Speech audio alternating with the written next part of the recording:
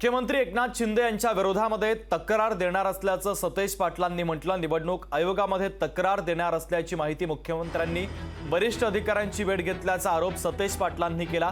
भेटीमध्ये काही नावं काढून कारवाई करण्याच्या सूचना देण्यात आल्याचा गंभीर आरोप देखील काँग्रेस नेते सतेज पाटलांनी दिलेला आहे। तर सीसीटीव्ही फुटेज चेक करण्याची निवडणूक आयोगाकडे त्यांनी आता मागणी केलेली आहे।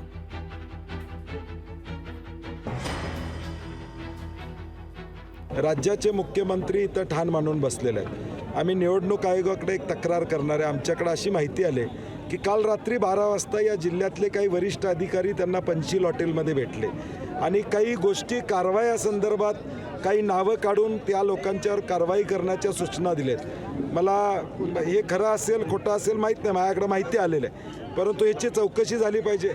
पंचशील हॉटेलमधला सीसीटीव्ही फुटेज बघितला पाहिजे आणि नेमका कोण वरिष्ठ अधिकारी तिथे रात्री 11:15 गेले होते आणि त्यांना काय सूचना देण्यात आल्या।